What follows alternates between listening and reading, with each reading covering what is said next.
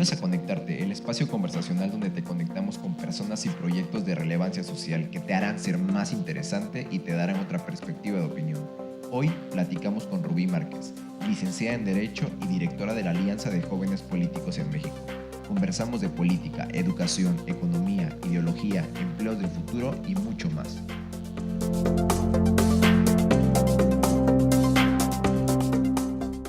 Política para principiantes, que a lo mejor nos aclares algunos conceptos. Igual, bueno, podemos irlos rebotando juntos. De hecho, iba a comenzar preguntándote, te vi presentándote el sábado y la verdad es que el aplomo que tuviste… Estás nerviosa. Sí, justo es lo que te iba a preguntar, que cómo manejas esos nervios, porque yo creo que el propósito no es llegar a un punto de no tener nervios, sino saberlos controlar y disfrutar, porque si te paras y no sientes nada, ¿cuál es el propósito entonces de… Para mí es arte, ¿no? También un poco la retórica y la configura y el formato de conferencias, para mí termina siendo arte porque es un poco la expresión de tu ser. Volviendo a mi definición de arte, ahora lo entiendo así, como el arte es la expresión del ser, ¿no? Entonces, ¿cómo lo manejas?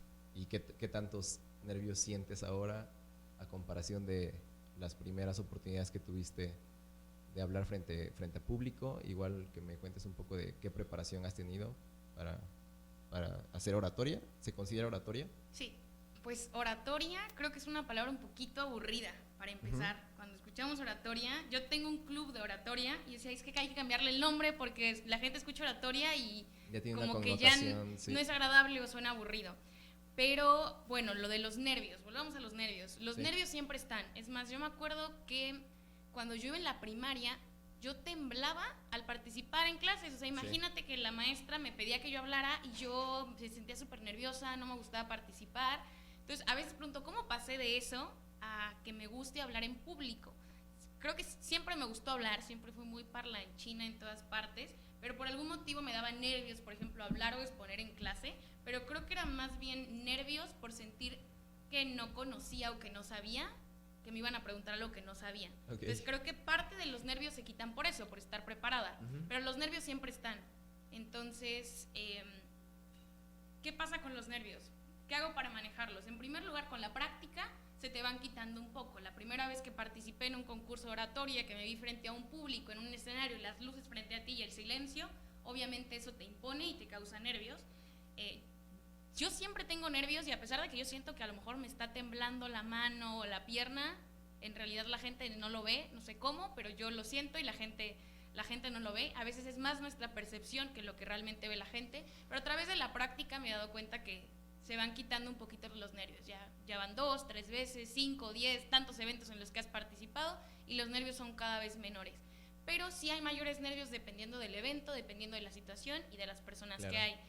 Ahora, la práctica ayuda mucho, que tú tengas conocimiento, este tema me lo sé, me lo memoricé, lo aprendí bien o tengo bien clara la estructura o es un tema que domino, entonces no tienes nervios. Pero si es un tema que tú no dominas, que no preparaste o que a la mera hora te sacan una pregunta o te dicen algo, va a haber más nervios porque no sabes qué contestar. Entonces eso ayuda mucho y vuelvo a la historia de cuando yo iba en la primaria, ¿no? Mis nervios posiblemente eran por no sé lo que me van a preguntar o tengo miedo de quedar en ridículo. Los nervios siempre son esos, que te da miedo a hacer las cosas mal. El sábado, por ejemplo, que tú estuviste en la conferencia, a pesar de que yo estaba preparada, de que sabía lo que tenía que decir y tenía una estructura clara, pasó, por ejemplo, un problema técnico y era que no estaban mis diapositivas. Entonces eso me generó nervios y como que no lo supe controlar al momento porque dije, no están las diapositivas, ¿qué hago? ¿Me espero a que estén las diapositivas? ¿Lo resolviste bien? ¿Seguiste? Generalmente, incluso hay quien te dice, yo tenía un maestro de historia que me decía, tú no sales a hablar si tus diapositivas no están, ¿no? Pero, por ejemplo, hacer un concurso de oratoria, entonces podías hacer ese tipo de cosas de yo no voy a salir con una desventaja. Pero aquí no es un concurso de oratoria, no puedo decir que se pare el evento y no salgo hasta que estén mis diapositivas, ¿no? Entonces dije, bueno, vamos a tener que salir a capela sin las diapositivas. Pero, pues sigues pensando, ¿ya estarán? ¿Todavía no están? ¿Se está viendo oscuro? ¿Me veo bien? Entonces eso genera un nervio constante. La verdad es que durante toda la plática no pude estar tranquila hasta que supe que estaban mis diapositivas atrás. Y eso ni siquiera eran muchas, eran como 3 diapositivas.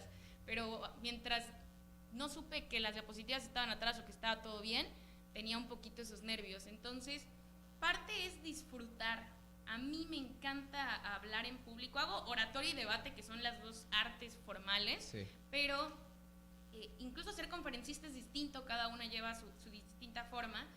Pero pues creo que una parte muy importante es esa, la de saber controlar los nervios, pero algo que se disfruta es esa adrenalina. Claro. Esa adrenalina de salir a hablar en público y que sientes que tu corazón va haciendo así. Incluso se es lo que convierte te en un gusta. motor, ¿no? Exactamente. Se convierte en tu motor.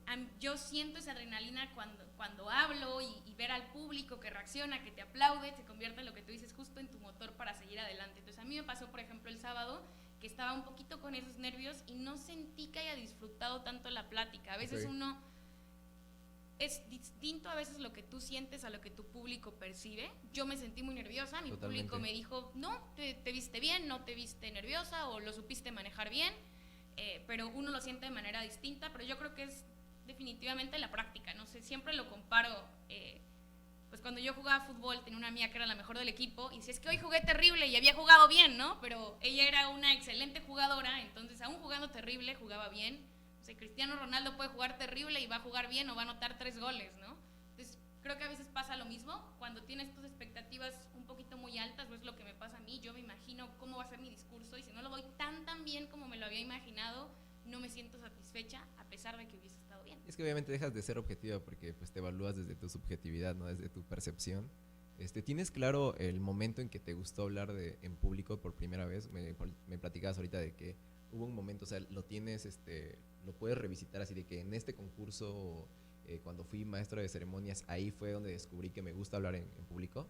Bueno, la primera vez que participé en un concurso, creo que siempre había sido una niña en la escuela de las que les gustaba participar o preguntar o tener mayor conocimiento en distintas cosas. De hecho, yo puedo decir que se lo debo a una persona. Tuve una maestra de francés, Sí. que esta maestra era europea, de Rumania, y esta maestra nos encargaba ver las noticias en francés como para que practicáramos, y creo que yo tenía como 12 años en ese entonces, y la verdad es que las noticias europeas son muy distintas a las noticias mexicanas, siento que el contexto es distinto, entonces como que me gustó mucho la forma en que las daban, y yo puedo decir que ahí fue el momento en que me empecé a interesar en ese tipo. Hasta ese entonces pues yo veía caricaturas, no sé, tenía 12 años, pero a partir de ese momento fue como de wow, oye, está pasando esto en tal país, hay una guerra, hay una crisis económica, en las noticias están hablando de eso, y a partir de ahí pues empecé a leer más, a buscar más noticias, como a informarme más, y después de eso recuerdo que una vez abrió una convocatoria de un concurso de oratoria en mi escuela, y los temas eran temas que a mí ya me gustaban, temas de política, temas de educación, temas de medio ambiente. ¿Qué edad tenías ahí? 12 años. Y entonces yo dije... Una niña de 12 años que le gusta la política. Exactamente, y entonces... Es muy poco común. Eran temas que a mis compañeros no, la verdad es que no les gustaban, no les interesaban, y a mí sí, no sabía mucho, pero en ese entonces era de las que les gustaba hablar con lo poco que sabían, ¿no? ¿Y crees que ese interés de la política nace entonces a partir de tu maestra? Yo creo que sí, completamente. Yo diría que fue un interés como por el mundo, por ver qué pasaba, o sea, hasta ese entonces yo estaba como, pues iba a la escuela, veía mis caricaturas, salía con mis amigos, amigas a esa edad, y eso fue todo, y siento que esa maestra como que me abrió el mundo a decir, hay más allá afuera, todo esto está pasando y te lo estás perdiendo. Para mí, yo lo sentía así, como, todo esto está pasando y yo no tengo ni idea, yo quiero aprender más, yo quiero saber más. Ok, y justo te iba a preguntar, que también lo mencionaste en tu conferencia, de tu interés hacia la política desde una edad muy temprana, ¿no? Y justo ha sido el eterno debate con mi mamá de que, como yo entiendo las cosas, el contexto te va influyendo en tus intereses, te va forjando, si tus padres obviamente pues, son políticos y en tu mesa se habla de política, tú te vas interesando, y ahí ya después cuando tienes conciencia puedes decidir seguir interesándote o apartarte de eso, pero sí influye demasiado tu contexto a como yo lo tengo entendido. Claro, completamente.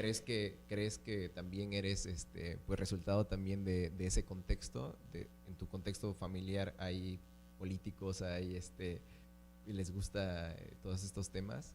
Para nada. Yo creo que en mi casa mi papá es un conocedor del derecho, amante del derecho, y una persona que siempre nos inculcó como el amor al conocimiento, a aprender, a saber qué es lo que está pasando. Entonces él, te digo, mi primer acercamiento fue a través de las noticias, ¿no? Y las noticias te llevan a saber lo que está pasando en la actualidad, problemáticas sociales, temas políticos. Entonces me empezó a llamar la atención todo eso. Y mi papá, en mi casa la verdad es que nadie sabe de política, Órale. incluyéndome hasta hace unos meses, nadie sabía de política. Ok. Entonces, Súper. pues a mí me interesaban diferentes temas, no específicamente la política. De hecho, déjame decirte que yo veía la política un poquito con ojos no muy buenos, ¿no? Sí. Empecé incluso a participar, me invitaron a un partido político y me invitaron a escribir discursos de un partido político. Luego me invitan a hacer iniciativas de ley, o sea, como abogada desde el ámbito legal. Y yo dije, bueno, hasta aquí está bien el trabajo técnico. Sí. La política no me agrada, ¿no? Y incluso mi papá me decía, pues qué bueno que te guste hacer eso, pero no te vaya a gustar la política. Y yo, no, a mí no me gusta la política porque esos se insultan o se agarran a sillazos. La verdad es que a veces yo veo las imágenes en las noticias de lo que pasa en nuestra Cámara de Diputados, digo, no quiero estar ahí. O sea, de verdad digo, yo no quiero estar, me voy a tener que parar junto con los de la bancada de tal partido a levantar una pancarta, a abuchar al otro diputado o a la otra diputada. Para mí eso es lo más bajo que puede haber en la política. Yo estaba seguro de que sí, tu entorno familiar era político. Regresando un poco a tus habilidades frente a público, ¿cuál ha sido exactamente tu preparación? Y si nos podrías comentar la diferencia entre justamente técnicamente qué es oratoria y qué diferencias hay compararte y ser un conferencista, qué diferencias hay hacer retórica frente a una cámara, esas diferentes actos comunicativos, técnicamente cuál es su diferencia y cuál es tu preferido. Ok, pues yo te platicaba de ese primer concurso de oratoria. A mí ya me gustaban todos esos tipos de temas, más bien temas de problemáticas sociales, temas de actualidad en el mundo, era lo que a mí me interesaba. Y se abre este concurso en mi escuela y yo dije, son todos los temas que a mí me gusta, me voy a preparar, me gusta hablar, me gustan estos temas y yo creo que puedo hacer un buen papel. Pero la oratoria, es que yo también participé en la primaria de oratoria y no recuerdo si el formato es, no sé, en verso, lo escribes antes, lo improvisas, el es formato libre. en esta ¿Cuál es ocasión era un discurso preparado, ese era el nombre, de hasta 5 minutos y tú preparas tu discurso y te paras y lo disertas. Ese era el formato y la primera vez que yo supe de un concurso de oratoria fue en mi secundaria, en segundo y secundaria. Me meto al concurso y la verdad es que yo preparé un discurso que según yo en ese entonces estaba buenísimo, posiblemente no sea así, pero bueno, yo lo di, yo creí que lo había hecho muy bien y sí, de hecho gané un segundo lugar ¿Tú lo en escribiste? aquella ocasión. Sí, yo lo escribí y lo revisó mi papá y lo revisaron algunos adultos como suele ser en los concursos de niños. Es súper chido. Lo termina escribiendo el adulto y lo lee el niño. ¿Y sí termina siendo tu formato favorito para comunicarte? Sí, ¿Sí? sí, bueno, lo aprendí con el tiempo, pero te diré, después de participar en ese concurso, yo tuve la fortuna de irme un año de intercambio a Canadá y entonces ahí yo encontré unos clubes. En mi escuela la verdad es que solo había el club de fútbol, el de básquetbol y el de voleibol, ¿no? Y yo jugaba fútbol y eso era todo. Y resulta que aquí en esta escuela tenían un club de debate. Y entonces yo dije, voy a ir a ver al club de debate de qué se trata. Y entro y eran chavos de mi edad, chavos de 15, 16 años, discutiendo, me acuerdo que era un tema de algo así, de el tema de la religión de un paciente contra su salud. Por ejemplo, aquel caso que se hizo famoso en México que era de una niña que era testigo de Jehová, que no podía recibir transfusiones de sangre, pero eran niños de 15 años debatiendo ese tema. Entonces yo cuando los vi dije, no puede ser que ellos estén hablando de eso cuando yo en mi casa estoy sentada viendo las caricaturas y comiendo cereal. Y yo dije, yo quiero hablar como ellos. Y me metí a ese club de debate y a partir de ese momento yo me enamoré por completo del debate. Yo empecé a aprender, le preguntaba a todos, había concursos, participaba en todos los concursos y cuando regreso a México, por lo menos participé en unos 5 concursos. Todos los perdía, eso sí te lo puedo decir, todos los perdía y posiblemente era la más mala del club de debate.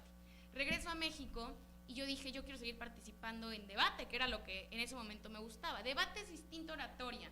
La oratoria es un monólogo. En la oratoria tú preparas un discurso que puede ser preparado, improvisado, en un tema de concurso. Y no hay feedback, presentas. no hay retroalimentación, solamente lo presentas. Y en un debate es una conversación. Sí. En un debate tú estás defendiendo una postura contra otra persona que tiene el mismo tema, pero una postura distinta.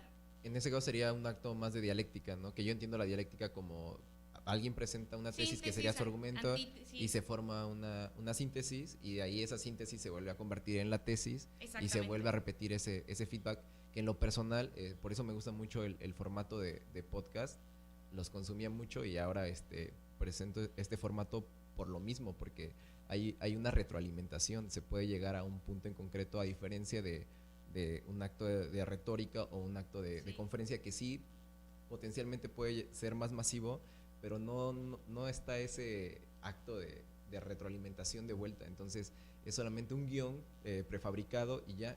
Y en este ejercicio es diferente porque yo tendré preparado hacia dónde quiero llevar mi conversación, pero no sé lo que tú me vas a contestar, ¿no? Entonces se vuelve más interesante en ese sentido. Por eso en lo que a mí compete es mi acto favorito aunque es más parecido a un debate, pero no tengo claro todavía técnicamente cómo es un debate, ¿no? Porque se habla mucho de los tradicionales debates en política que terminan no siendo unos debates, que todos se declaran como ganadores, etcétera, etcétera. Entonces también está un poco prostituida la palabra debate porque ya todos la usan, ¿no? Como debatí con mi amigo, ¿no? Y debatí aquí, y debatieron los políticos y debatieron todos, pero realmente quien hace un ejercicio concreto de debate, no tenemos, yo creo, acceso a muchos ejercicios de En un debate esa tiene forma. que haber un ganador. En un debate tiene que haber una postura que se muestre ganadora sobre las demás. Entonces, como tú dices, por ejemplo, en un podcast puede ser un intercambio de ideas, Sí, pero no necesariamente un debate, porque no estás buscando ganarle a la otra persona o llevarle la contraria en todo lo que la persona dice. Por supuesto. Y en un debate ese es el objetivo, demostrar que tú tienes la razón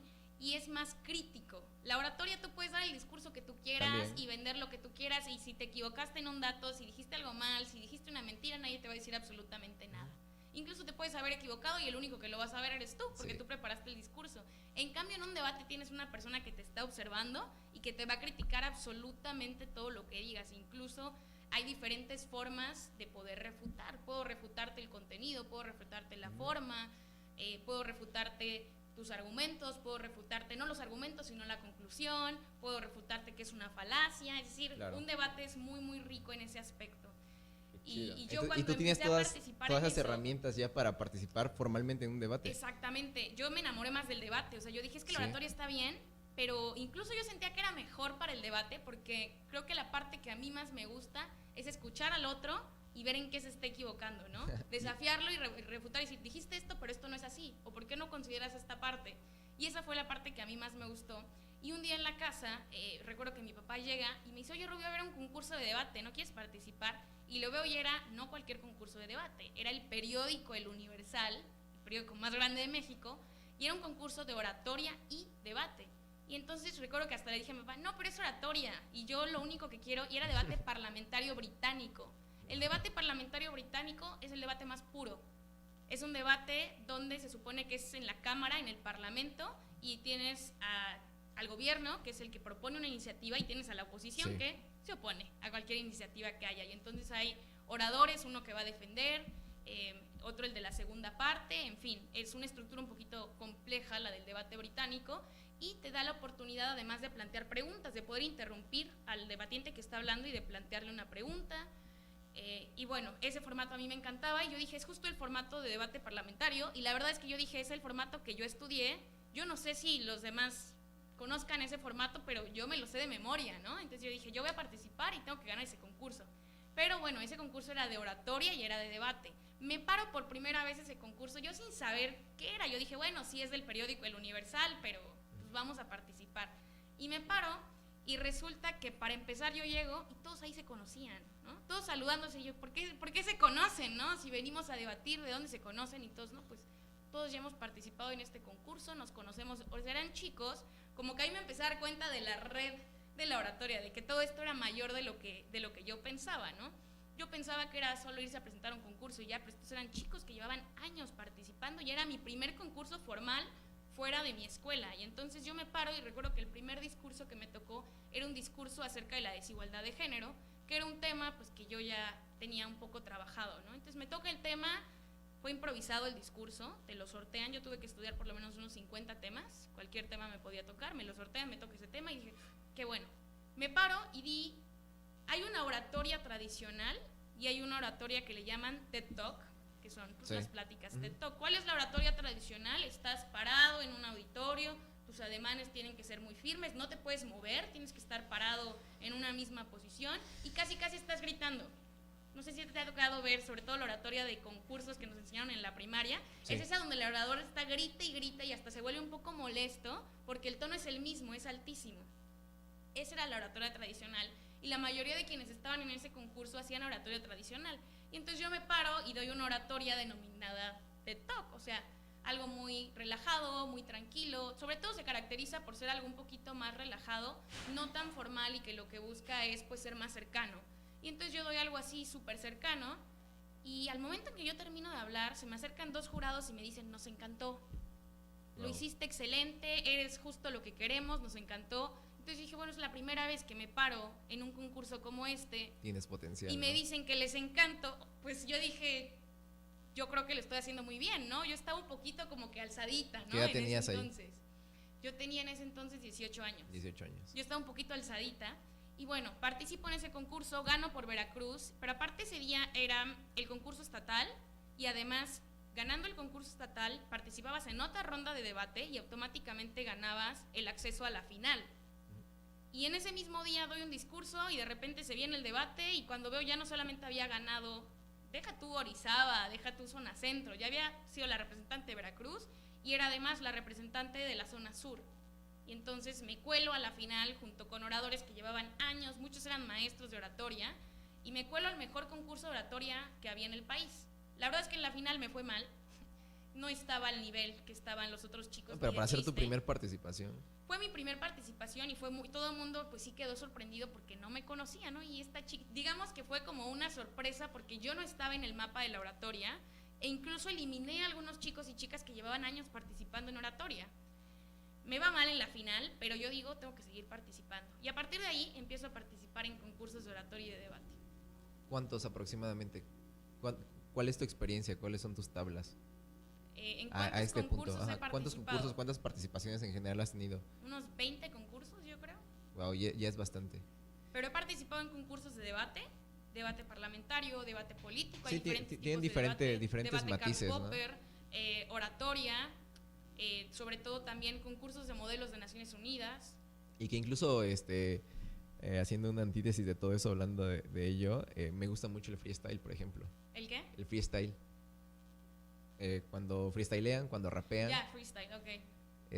Y también para mí es un acto de comunicación pura, un acto que requiere de demasiada concentración, demasiada agilidad mental. Tienes que rimarlo y tiene que ser todo improvisado. O sea, también para mí lo pondría como en el top ahí compitiendo, y que es un acto un poco más freestyle, o sea, un estilo libre, justamente rompiendo todos esos paradigmas que tú mencionas, ¿no? De llegarte a plantar con gente que ya tiene bien establecidos sus paradigmas, sus movimientos, que está muy apegado a lo mejor a algunas métricas de desarrollo, y este freestyle viene a romper todo eso, viene a ser también un fenómeno a nivel mundial, donde también se ejerce una postura crítica, donde también se ejercen posturas pues de subalternos, de gente que a lo mejor crece en el barrio y todo, y que tiene la necesidad de expresarse, y vaya que ha encontrado la forma de expresarse. También yo lo pondré ahí como de mis tipos favoritos de comunicación. O sea, ese, y bueno, la conversación, que bueno, es la que vamos a intentar hacer el día de hoy, pues un acto conversacional. Me irás corrigiendo los puntos que a lo mejor no estés de acuerdo, con toda la confianza. Quiero empezar, bueno, según yo, en un acto de conversación, pues tenemos que, lo ideal es el concepto que vamos a conversar, pues primero hablar qué significa eso para nosotros, para comenzar de algo básico, ¿no? Porque si hablamos de democracia, por ejemplo, y tú tienes un concepto diferente al mío, y comenzamos a construir a partir ya de ahí de un desacuerdo, podría yo todavía malinterpretar tus opiniones, tu postura, etcétera, ¿no? Entonces, no significa de una definición conceptual, ¿no? No significa que estemos obligados a compartirla, pero al menos la vamos a expresar para que yo tenga entendido cuál es tu concepto o tu significado de tal palabra y cuál es el mío. De acuerdo. También para mí es importante, antes de darte la presentación oficial, con todos estos movimientos sociales que son de mucha relevancia, entiendo que ahora un poco, siendo empático con esos movimientos, entiendo que un poco el resentimiento o la polarización que hay en redes o en un discurso público viene de que las personas que están entablando ya sea una conferencia, una conversación, un debate, no dejan en claro sus privilegios estructurales y a qué segmento de la población le están hablando. Porque si tú no lo dejas claro y opinas, haces alguna opinión y dejas como entrever que es para todos, pues las personas que están allá afuera y... Queda claro que le estás hablando a un grupo o a tu grupo, ¿no? Desde tu clase social, desde tu experiencia. Exactamente. Bueno, yo creo que es importante dejar eso en claro, ¿no? Hablando, por ejemplo, con el tema de la participación política, si tú no dejas en claro a lo mejor a quién quieres atraer a esa participación política concretamente, pues a lo mejor una ama de casa que no tiene ni 10 minutos para escuchar o leer algo sobre política y tú estás como de esa parte exigiendo su participación, pues yo creo que ahí es donde se genera un poco el resentimiento, ¿no? Esa falta de empatía, de entender que tu privilegio no es el privilegio de todos y de entender que tu posición no es la misma que todos. Pasa también con el feminismo, hay muchas opiniones, ¿no? Que lo clásico, que están en contra de las paredes rayadas, y se me hizo un comentario sumamente asertivo diciendo, oye, es que si a ti te molestan que rayen paredes, es porque no estás reconociendo tu privilegio. O sea, si tú no has perdido a alguna mujer o no has tenido algo cercano a una experiencia de ese tipo, si hablas desde ese privilegio, ¿no? claramente por eso, de ahí radica esa opinión. Entonces, quisiera primeramente, antes de iniciar la conversación, pues dejar en claro que, para empezar, en martes a las 5 de la tarde, tomarnos el tiempo para hablar de política y estar aquí, siento que eso ya es un privilegio, ¿no? O sea, dudo que estadísticamente se haya consultando, ¿no? La clase media en México es el 40%, quiere decir que tenemos alrededor como un 50-60% de pobreza o de clase baja. Pues nosotros, para empezar, ya me siento muy privilegiado de tener una plataforma, de tener pues tu presencia, de tener todo esto, ya es un privilegio, ¿no? También el 50% me parece que de mexicanos no pueden asistir a una universidad. Ahí también ya tengo un privilegio, ¿no? Soy hombre, ya hay otro privilegio. Y voy construyendo privilegios para que también la audiencia reconozca desde dónde yo estoy ejerciendo mis opiniones, ¿no? Desde mi privilegio, para que al momento de que ellos lo traten de comparar a sus circunstancias, esté contextualizado esta conversación, ¿no? Entonces, ¿cuál es tu definición de privilegios y qué privilegios reconoces en ti para estar en la posición y tener los logros que a tu corta edad has tenido, y un poco de lo que nos has estado platicando? Yo creo que lo principal es lo que tú me preguntabas acerca de mi familia. No decidimos en qué familia nacemos, pero tuve la fortuna de nacer en una familia acomodada, un papá con un buen trabajo, con un buen ingreso y con estudios, ¿no? Entonces, en mi casa me enseñaron eso, me enseñaron desde pequeña, por decirlo así, que no esperaban menos de mí que lo que había logrado mi papá, que no esperaban menos de mí que una carrera universitaria, que no esperaban menos de mí que buenas calificaciones. Entonces, bueno, a partir de ahí en mi casa lo principal que me enseñaron fue eso, y eso me llevó a haber terminado una licenciatura, haber sobre todo participado en muchos concursos, porque de cierta manera había esa, ¿cómo se le podría denominar? Había esa necesidad de ser un poquito competitiva, ¿no? Al final, en esos concursos de oratoria demuestras eso. Yo tengo esta preparación, yo tengo este conocimiento. Incluso en la oratoria muchas veces decimos eso, son a veces vómitos intelectuales lo que hacemos en la oratoria. Y incluso hay una pelea por ahí en la oratoria entre cómo debe ser la oratoria, si se debe, que debes citar autores, que debes tener este conocimiento, que si no, no puedes ser un orador. Pero bueno, yo creo que mis privilegios son eso, una familia acomodada, con un buen ingreso, la situación económica de mi familia, los estudios universitarios que hay en mi casa y que me llevaron a eso. Pues sí, yo diría eso, vivir en una ciudad como Orizaba, una ciudad con cultura, una ciudad urbanizada. Sí, yo estaba más o menos haciendo un poco de cuentas y digo, sí, estoy como en el 10-20% de las personas que tienen ese privilegio, ¿no? O sea, desafortunadamente el 80% carecen de muchas condiciones materiales, y como tú bien lo mencionas, no puede ser la misma exigencia, ¿no? Como de tu familia, de que, ok, pues tienes todas las circunstancias están a tu favor, pues no puede ser la misma exigencia que alguien que de algún pueblo que ni siquiera tiene internet ni acceso a agua potable, etcétera, ¿no? Claro. Entonces, bueno, yo diría familia acomodada, hija de notario, que ya te habla de cierto estatus social. Sí. Pues sí, prácticamente eso. Y en una ciudad pues avanzada, en una ciudad urbanizada. Pues bueno. Escuelas privadas, ¿no? También claro. hasta la prepa, no en la universidad, pero sí hasta la preparatoria. todo eso pues creo que influye bastante, ¿no? Sí, o sea, qué padre la neta, porque siento que pocos hacemos ese ejercicio de reconocer nuestros privilegios y eso hace que las personas que te escuchan pues sientan ya mayor empatía, ¿no? Claro. Al reconocer tu privilegio y al reconocer el lugar también de ellos. Y es muy bueno, como tú dices, que se diga al inicio para saber desde dónde está hablando. Desde O sea, dónde, porque a veces claro. escuchas la opinión de esta persona, pero no sabes de dónde está. Puedes intuir, yo creo que esta persona viene de por lo que dice, viene de por aquí, ¿no? Pero si desde el inicio tú lo escuchas, puedes saber a lo mejor también qué tan legitimada está o no la persona para hablar de ciertos temas. Sí, totalmente. Pues bueno, voy a hacer la bienvenida oficial. Bienvenida, Rubí Márquez Alonso, a este espacio conversacional dedicado pues para las personas que intentan romper el status quo en cualquier sentido. En esta ocasión nos toca hablar de política, un tema que, como bien te comentaba, me interesa mucho.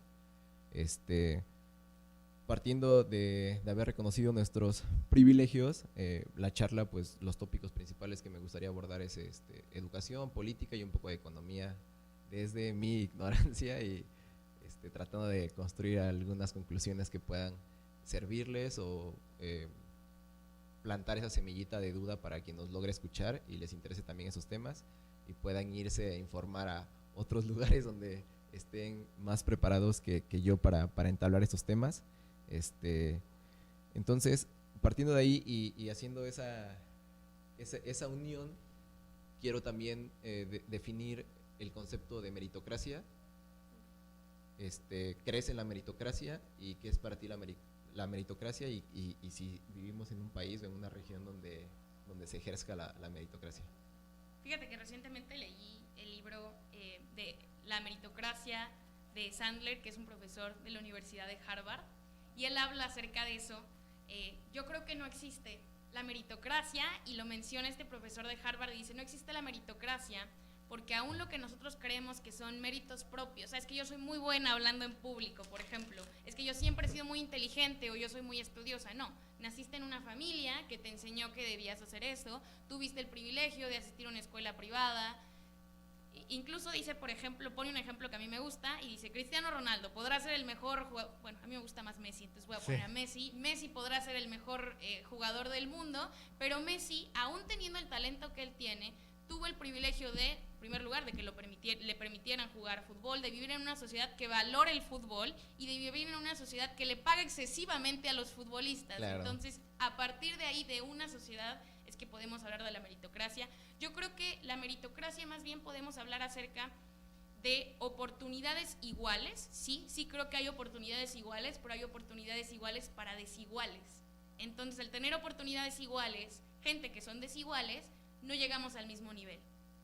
A pesar de que todos tengamos el derecho a la educación de manera estricta o de manera formal, materialmente no es así porque no estamos en las mismas condiciones. Una niña que creció en Orizaba a una niña que está creciendo en la Sierra de Songolica, por ejemplo.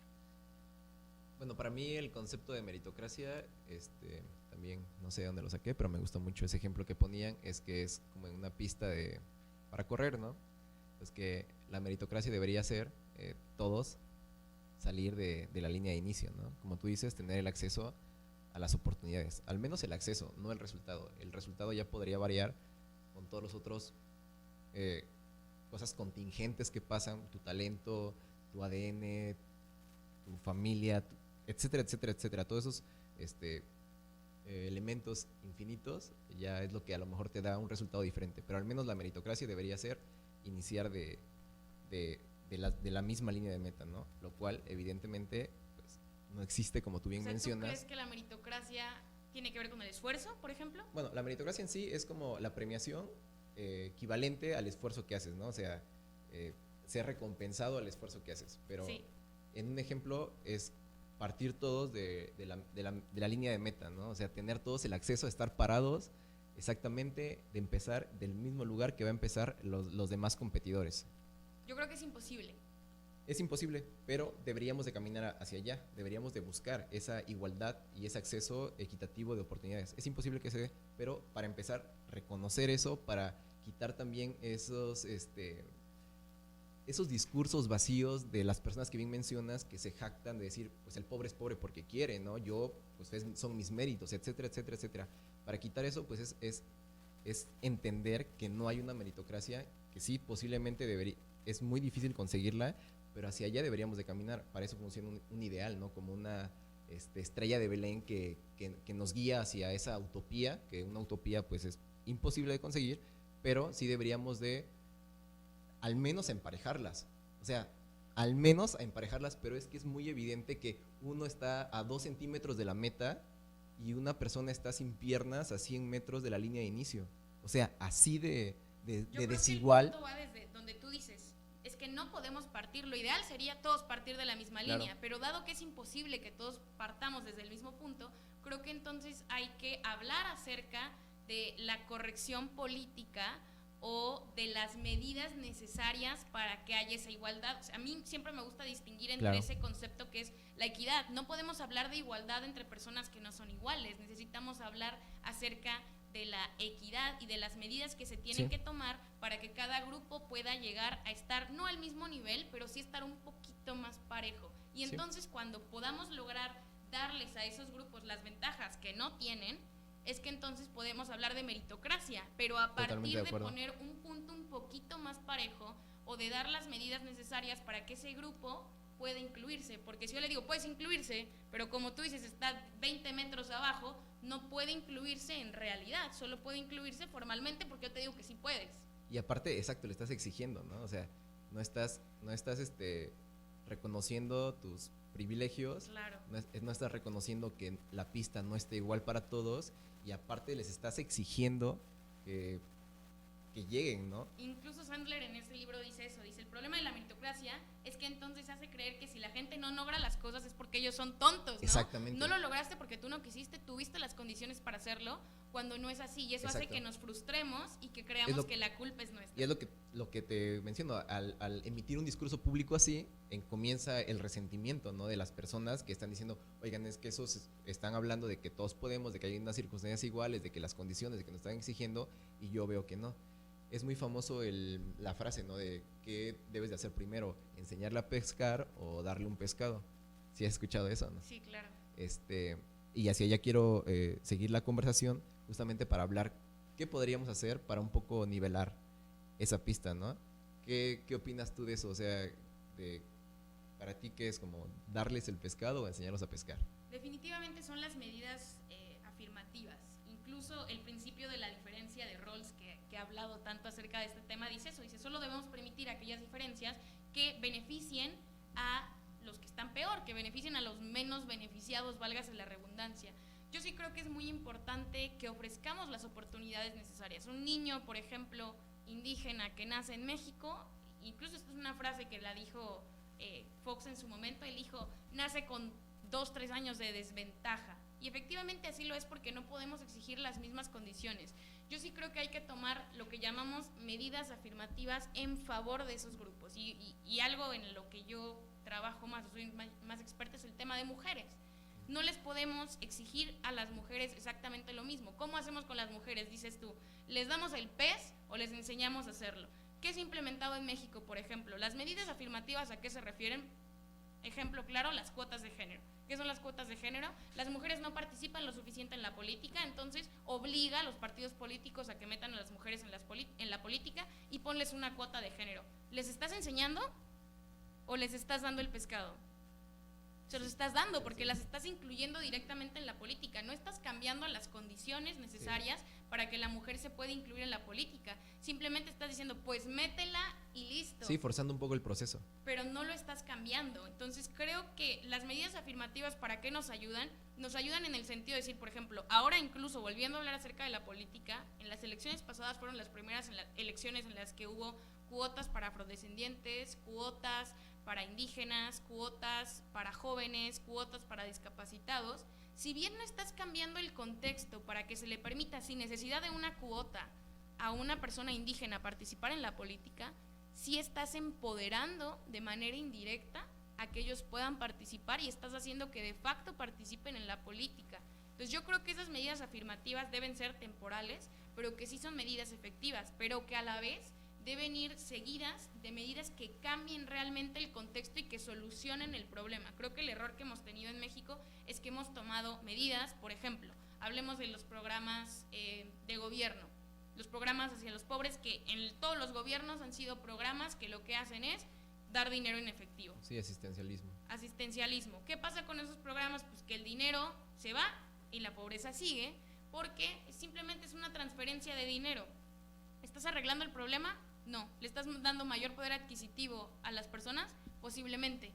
Es una medida afirmativa donde estás aplicando un programa que tú crees que va a beneficiar a esa comunidad, pero no estás solucionando el problema de raíz. ¿Cuál es el problema de raíz? Que no hay educación, que no hay oportunidades. Yo creo que la solución de raíz es una solución difícil y por eso es que se opta por estas medidas afirmativas, porque es lo más fácil. Sí, es necesario un cambio sistemático de raíz, ¿no? Porque un poco termina siendo, esas cuotas de inclusión, a mi percepción, termina siendo un poco maquillar, como dices, termina cayendo en populismo en el sentido de respuestas fáciles para problemas complejos, ¿no? Es un problema demasiado complejo y le quieren dar una respuesta fácil optando por esas cuotas de inclusión. Pero si no hay un cambio sistemático de fondo, en mi opinión, termina siendo un maquillaje solamente externo. Y en lo del pescado y enseñarles a pescar, darle un pez, hay un concepto en psicología que se llama mentalidad de escasez, que es cuando Claro. las personas no tienen las condiciones materiales suficientes y tienen que tomar decisiones. Obviamente las decisiones, un ser humano bajo el estrés de no tener para comer, no tener cómo brindarles educación ni seguridad ni nada a sus hijos, comienzan a tomar decisiones erróneas, ¿no?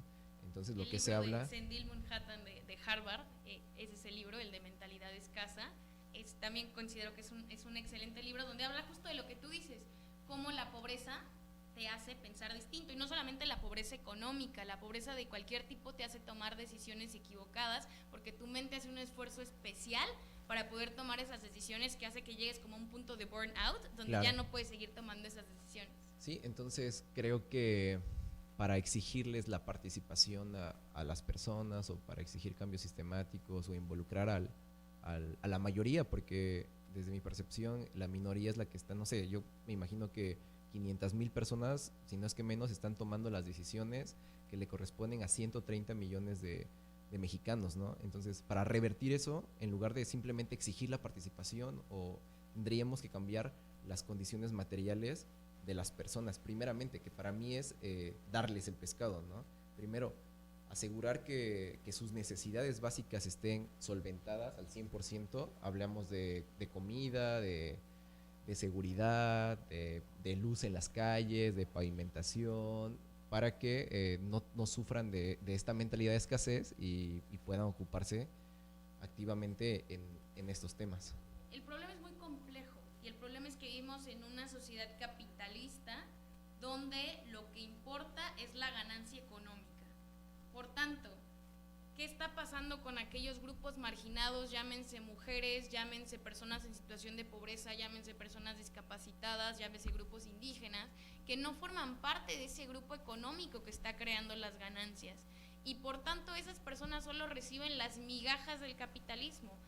Toda desigualdad que existe en nuestra sociedad es una desigualdad económica, Sí. porque esa es la forma en la que se rige nuestra sociedad. La desigualdad de género es una desigualdad económica porque la mujer no tiene los recursos económicos. La desigualdad de pobreza es, bueno, la más clara, incluso la desigualdad por etnia, la desigualdad que hay entre las etnias en México tiene que ver con eso. Entonces yo creo que sí depende y se fundamenta en el sistema económico que tenemos, y que es un sistema económico que intenta enmendar un poco los errores que tiene el capitalismo, diciendo, bueno, vamos a tomar estas medidas afirmativas, vamos a tener estos programas asistencialistas para poder enmendar los problemas que trae nuestro sistema económico. Y que, como bien mencionas, el capitalismo termina corrompiendo todo. Un poco bueno, el motivo que le dan para progresar a estas personas que están en esta mentalidad de escasez es como decir, pues ahí está la educación, ¿no? Poniéndolo en la mesa como si la educación fuera el progreso en sí, Lo ¿no? mismo. Fuera un sinónimo de progreso la educación. Entonces ahí vamos a trasladarnos al primer tópico que quería conversar contigo, que es la educación. ¿Cuál es ahora tu percepción de la educación? Que bien mencionabas, ¿no? tu primer concurso de oratoria, cómo llegas y se siente una competencia, que eso también es producto del capitalismo, una competencia frenética. Exacto. Para tú llegar a un lugar donde vas a hacer arte y sentir competencia, no es congruente, ¿no? O sea, deberías de llegar a un entorno donde vas a hacer arte y sentirte como quieres desarrollar tu ser, como que vas a hacer comunidad, vas a hacer, y se termina sintiendo como algo de quién va a ganar, competencia, ¿no? Que eso es que hasta el arte está atravesado o prostituida por el capital, por el sistema capitalista, lo cual termina permeando también en la educación. Entonces, que nos platiques cuál es ahora tu concepto de educación, qué significa para ti la educación, si crees también que la educación es pues esa alternativa para el progreso, porque, bueno, te voy a dar una estadística que se dice que a mayor riqueza, mayor acceso a la educación, y no como se piensa, ¿no? Al revés de que Mayor acceso a la educación, te da riqueza. Eso es, pues ya es un mito también, para que en esta conversación vayamos poniendo a la mesa algunos mitos, algunos que llegan a caer en este tipo de espacios o conversaciones, pues eso, ¿no? Que tengo esa estadística. Yo creo que efectivamente lo que nos ha dicho el capitalismo es que el capitalismo es bueno porque a todos les da las mismas oportunidades, y volvemos al tema de la meritocracia, cuando en realidad no es así. Y no estoy diciendo es que el capitalismo es el problema, estoy diciendo que en una sociedad como en la que vivimos, siempre el capital económico va a ser lo más importante. Totalmente. Llámale el liberalismo, neoliberalismo, capitalismo desenfrenado, lo que quieras. Ese es el problema que hay en nuestra sociedad y que difícilmente va a lograr cambiarse así le pongamos el nombre que nosotros le pongamos. Es una sociedad que está construida a base de eso y que se rige por eso, porque quien tiene el dinero es quien termina mandando. Entonces yo creo que un problema ha sido ese que nos han enseñado, es que tú con la educación puedes llegar a cualquier lado. Tú con la educación vas a poder lograr superar a cualquiera. Y yo creo, porque si nosotros miramos un poquito atrás, por ejemplo, te puedo decir, mis papás fueron los primeros en su generación, los primeros en su familia en acceder a una educación universitaria. Pero hoy en día, acceder a una educación universitaria no es una garantía de absolutamente nada, ¿no? Nos han vendido que terminar una universidad nos va a llevar a tener mejores ingresos o a tener una mejor calidad de vida, pero hoy la competencia de la que tú hablas nos dice que eso ya no es suficiente. Y entonces aquí ya no basta con que yo tenga una licenciatura, ahora tengo que haber sido el mejor de mi clase, ahora tengo que tener una especialidad, ahora tengo que tener una maestría. Y porque las oportunidades también son escasas, ¿no? Aunque tu preparación sea la óptima, las oportunidades son escasas. Ya es contingente a la época también de las generaciones pasadas, donde estaban acostumbrados y con un título ya le hicieron para el resto de su vida, ya.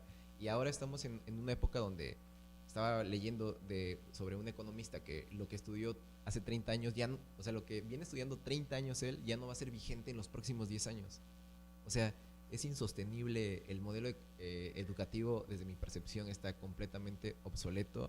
Están enseñando la mayoría de cosas que son irrelevantes. También de donde viene, que es un sistema funcionalista, que apoya más como a la creación. Es un modelo prusiano el que tenemos de te educa educación. a ser obrero, o sea, como yo lo entiendo, veníamos del renacentismo y necesitaban obreros obedientes. Y después, exactamente, dijeron como, oye, ya hay demasiada arte, ya hay demasiada ilustración, ya hay demasiada literatura, ¿qué necesitamos? Y estaba el apogeo del capitalismo, ¿qué necesitamos? Obreros. Entonces forjaron, educaron al ciudadano promedio, nos educaron a ser promedio, y con tintes de utilizarnos como capital humano, como recurso humano para potencializar el capitalismo. En esta sociedad feroz en la que vivimos, realmente se trata de quién da más, y siempre estarse superando y ganarle al otro y tener más y tener más y tener más. Y entonces creo que el tema viene ahí, que ninguna preparación va a ser suficiente, y eso es lo que está pasando, por ejemplo, en Corea, que es el país número 1, donde la competencia es tan ardua que los estudiantes, tengo una amiga que es coreana, ¿no? Y me ha corroborado esto y me dice, es que sí, realmente no basta con estudiar en las mañanas, tienes que estudiar en las tardes porque necesitas ser el mejor. Y desde la secundaria tú tienes una presión increíble por entrar a las mejores prepas, porque entrando a las mejores prepas entras a las mejores universidades, y entrando a las mejores universidades entras a los mejores trabajos. Y sí, mucho depende en realidad, y sobre todo en México, en un país como México, mucho depende de la familia y del apellido que tengas, de la familia de la Por que supuesto. provengas, que tus propios méritos. Y De esa hecho, es en la esos realidad. niveles está comprobado que el título vale 20% más para las personas que están acomodadas, porque ya nada más termina siendo una transacción para ocupar un puesto. Así es. Y bueno, también en ese sentido, ¿cómo sortearíamos esa trampa de la educación? Porque yo les mencionaba a mis papás de que si yo llego a tener hijos, no quiero tener hijos, pero si yo llegara a tener hijos, les digo, oye, yo los mandaría a cuestiones de arte, los mandaría a clases de música, los mandaría a aprender un idioma, los mandaría a bailar, a hacer deporte, dato? etcétera, etcétera. Le digo, ¿por qué los mandaría a cursar 15, 20 años de educación que te enseñan a estar sentado frente a un escritorio, Claro. donde el arte no es opción, donde la filosofía no es opción, donde no desarrollan un pensamiento crítico, etcétera, etcétera, etcétera? También está el dato de que Obama a los 45 años estaba terminando de pagar su endeudamiento de su maestría o doctorado, me parece, y dices, es increíble, ¿no? Que la educación ya se prostituyó a algo meramente mercantilista, económico, Claro. ¿no? Un modelo económico. También pues las universidades más reconocidas terminan usando Carísimos. su presupuesto para canchas de golf, etcétera, etcétera, porque pues ya es algo también que te da estatus, ¿no? Ir, pero pues ¿qué quieres? Una alberca, quieres un campo de golf, todo, y descuidan incluso pues sus bibliotecas, etcétera. Entonces, ¿cuál sería tu mensaje? ¿Cuál es tu visión? ¿Cómo sortearíamos ese obstáculo que hay con nuestro primer tópico, que es la educación? Hay un problema estructural, claramente, que tiene que ver, dijimos, con nuestro modelo económico y que tiene que ver con cómo funciona nuestra sociedad. Pero ¿cómo puede un individuo sobresalir en una sociedad como la nuestra o lograr, no digamos vencer el capitalismo, pero sí acomodarse dentro del capitalismo? Yo creo, hay un libro que se llama Crear o Morir, de Andrés Oppenheimer, que también es uno de mis, tal vez no ideólogo, es un periodista, de mis periodistas favoritos. Y en este libro da un dato del Banco Mundial que dice que 65% de los niños que están en la primaria hoy van a terminar trabajando en un empleo que no ha sido inventado. Y entonces dice, quienes trabajan hoy, por ejemplo, en Apple, cuando iban en la primaria, su trabajo no había sido inventado pues porque no existían las computadoras. Entonces él dice, bueno, ¿qué tenemos que hacer para preparar? Y es sobre todo un tema aquí en América Latina. Él en ese libro, él es un latinoamericano viviendo en Estados Unidos, y él dice, ¿por qué en América Latina no surge un Steve Jobs, por ejemplo? ¿Por qué sí surge un Messi y no surge un Steve Jobs? Es una de las preguntas que él se hace. Pero él dice, ¿por qué no hay genios de la tecnología aquí en América Latina? ¿Y por qué hay un Silicon Valley en Estados Unidos? ¿Y por qué no lo hay en Ciudad de México, por ejemplo? Y entonces él dice que hay algo muy importante y que tiene que ver con esa creatividad y ese pensamiento crítico. Yo creo que a lo que tenemos que apostar es por enseñarles a nuestros niños la creatividad y el pensamiento crítico. ¿Cómo te vas a adaptar a un trabajo que ni siquiera existe todavía? Y por eso también está tan fuerte el tema del emprendimiento, porque una, los trabajos son muy competitivos. Dos, encontrando aún un trabajo, los trabajos son mal pagados. Entonces, ¿qué es lo que sucede? Pues que la mayoría tiene que emprender, ser su propio jefe para poder encontrar una oportunidad. ¿Y qué se necesita para eso? Creatividad, innovación. Ya me olvidé de irte preguntando tus definiciones de los conceptos, pero me recuerda al capacismo. Que el capacismo pues es juzgar a las personas por su capacidad, en este caso bajo un sistema capitalista, de generar, ¿no? O sea, quien tiene la capacidad de generar ganancia, ok, es bien juzgado, ¿no? Y quien tiene la discapacidad de generar capital económico, se va alienando, se va relegando del progreso o de la sociedad. En este caso, y viendo hacia dónde va el futuro, como tú lo mencionas, que incluso hay trabajos que ni siquiera se han inventado para las personas que vienen detrás de nosotros, y la inminente automatización, o sea, ya no vemos a personas cobrando tickets, o sea, inclusive aquí en nuestra región ya no vemos a las personas que estaban en los estacionamientos, ya no vamos a ver cajeros. Los trabajos repetitivos. Exactamente. También lo dice El futuro del trabajo, que es el último libro de Andrés Oppenheimer. Él habla de eso, dice, los trabajos repetitivos, los trabajos manuales son los primeros que se van a acabar. Uh-huh. Y en ese sentido, ¿por qué? Porque los pueden hacer las máquinas. ¿Qué totalmente necesitamos? Gente que sepa pensar, que pueda resolver. Sí, y el arte ahí es una opción, ¿no?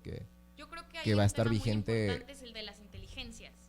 Sí. Que nos han enseñado que la inteligencia es esto. Yo, por ejemplo, soy malísima para las matemáticas. Entonces, yo, sinceramente, de niña yo creía que era mala para la escuela porque no se me daban las matemáticas. Y no, simplemente sigo siendo mala para las matemáticas y no hay nada que hacer ahí, pero eso no es mi tipo de inteligencia, Sí. ¿no? Creo que hay que apostar por eso, por esa creatividad y dejar de tener esa idea cerrada de que la educación es esto y es memorizar, que es lo que nos siguen enseñando al día de hoy, a memorizar las cosas y no a pensar. Sí, apostar por el desarrollo del ser y que en eso del capacismo, entonces todos somos potenciales discapacitados en el futuro, porque todos vamos a estar discapacitados para ejercer los trabajos del futuro, como tú lo mencionas. Cada vez son más especializados. Entonces, en ese sentido, yo creo que es importante apostar por la habilitación, habilitar, que es una palabra que me gusta mucho, a nuestra generación y a las generaciones que vienen detrás y las generaciones que están arriba de nosotros, habilitarlos justamente para los trabajos del futuro. Y en ese sentido, pues yo no apostaría por una institución educativa centralizada, ¿no? Y creo que el Internet ha ayudado a la democratización de la educación. De Entonces, prácticamente todo. justamente, ¿no? Y estaba leyendo por ahí un artículo que posiblemente en unos años YouTube podría otorgarte un certificado, ¿no? Porque ahora cuántas personas nos topamos que componen celulares o programan o editan, etcétera, etcétera, y les preguntas qué onda, qué estudiaste Vi un o qué tutorial en vi YouTube. totalmente. Entonces, ¿por qué seguir apostando por una institución centralizada que solamente ellos pueden decir si eres capaz o no para hacer algo, cuando ahora se está democratizando el conocimiento y más por el contexto que acabamos de dar, que la educación pues ya está prostituida por un modelo económico y solamente buscan. Completamente.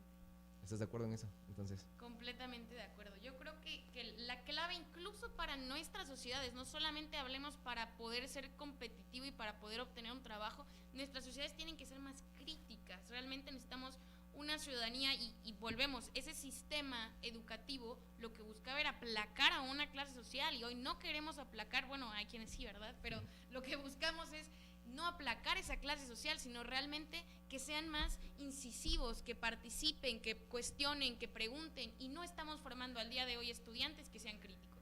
sí, y es lo que también te da un poco lo que te comentaba, por lo que me comencé a interesar por la filosofía, porque te da esa capacidad de crítica, ¿no? Exactamente. Y también dicen que pues la educación sin movilidad social pues termina siendo, ¿para qué, no? Si no existe movilidad social, ¿para qué termina siendo la educación entonces? Entonces, bueno, vamos a cerrar el tema de educación con eso y vamos a entrar a política. Muy bien. Dentro de este tema, pues a ver, me gustaría primero escuchar tu definición de política. ¿Qué es política para ti? O más bien, ¿qué no es política? Porque la política está en todo, ¿no? Hay mucho que es política. Yo te diría, la política definitivamente está en todos lados. ¿Por qué? Porque nos regimos por una institución, ¿no? El Estado fue creado para podernos regir como sociedad. Entonces, absolutamente todo lo que hagamos está regido por una institución. Entonces, la política está en todas partes. El tener acceso a la educación es política. El tener una propiedad es política. Las relaciones que tenemos es política. Pero la política, como la entendemos la mayoría, es la que hacen las clases altas o la que hacen los funcionarios públicos. Entonces yo creo que hay que distinguir entre la política del pueblo, la política de la comunidad y la política alta o de las altas esferas, que son aquellos quienes toman realmente las decisiones. Y por otro lado están los actos políticos, que es cómo nos relacionamos entre lo que sucede en la política real, lo que sucede en la vida real de los ciudadanos y las acciones que hay entre una y otra que influyen en la toma de decisiones. A ver, la neta, sí, aún no me queda claro como un concepto de política, porque ahora entiendo también que hay muchas ramas de la política, por ejemplo la geopolítica, que está lloviendo que a lo mejor los especializados en complementar lo geográfico con lo político, ¿no? Entonces, yo diría la toma de decisiones. Toma de decisiones, así ok. Y por ejemplo, de cierta manera, la toma de decisiones, lo que pasa, de las reglas del juego. De todas esas ramas, ¿qué es lo que a lo mejor más específico te llama a ti la atención de la política? A mí, ¿qué es lo que me llama la atención? La que vivimos el día a día. Yo te diría, para mí, lo más importante, lo que me gusta de la política, es que podamos ser más los ciudadanos los que participemos. Lo que decíamos hace rato, que no sean unos cuantos los que estén tomando las decisiones por todos. Tenemos que ser todos quienes participamos en ese gobierno, porque ese gobierno inicialmente fue hecho por un contrato social donde todos estuvimos de acuerdo en delegarles el poder y el uso de la fuerza, pero si hoy ya no participamos, ¿qué tan válido es ese contrato social? Y yo creo que muchas de las problemáticas sociales que tenemos es eso, que ya nos sentimos muy alejados de ese contrato social, que ya ni siquiera nos acordamos cómo es que surgió, y entonces simplemente sentimos una clase política alejada a la ciudadanía. Y bajo esa línea también habría que esclarecer el concepto de democracia, ¿no? Porque como yo lo entiendo, es una democracia representativa. ¿Qué quiere decir esto? Que solamente estamos eligiendo quién va a tomar las decisiones. Porque si fuera una democracia pura en sí, votaríamos por políticas públicas y no por un candidato. Una democracia directa, ¿no? Y por eso está tan de moda ahorita las consultas populares, porque es una democracia directa donde tú puedes a través de tu voto decidir si quieres o si no quieres algo, y está muy bien. Yo alabo las consultas populares siempre y cuando, bueno, se tomen como deben de ser, en primer lugar conforme a la ley, y en segundo lugar cuando sean temas trascendentes los que se deben consultar. Hay temas que no se pueden consultar porque están prohibidos, y hay temas que no tienen trascendencia que se consulten tampoco. Claro, y ahí también volvemos a la misma paradoja, ¿no? Porque también los vamos a consultar, pero no estamos bien informados. En la Pues, ¿cuál escalera sería de la también? participación de Sherry Einstein, ella dice eso, dice, bueno, te hago creer que estás participando, pero no te informo. O te hago creer que estás participando, pero tu participación no va a llegar a ningún lado. Así votes tú lo que tú quieras votar, esa participación no me va a obligar a mí a tomar ninguna decisión. Entonces, ¿para qué participo? Sí, y la política pues se volvió eso, ¿no? A mi consideración se enfermó de ideología y se vació de resultados, justamente por eso. Para mí porque es también, muy manipulativa decirle al ciudadano, sí, mira, te estoy dejando participar, y en realidad lo estoy engañando, es haciéndolo creer pan y que va a circo, ¿no? participar. Sí, porque esa consulta también termina siendo pan y circo porque realmente no lo vamos a ver reflejado en eso. Exactamente. Como una solución, ¿qué opinas o has escuchado de la tecnología blockchain? He escuchado, pero no sé muy bien a qué se refiere. La tecnología blockchain es lo que está atrás de las criptomonedas. Ujú. Es tal cual así lo más que te puedo facilitar o que les puedo facilitar la definición es bajar la confianza a código.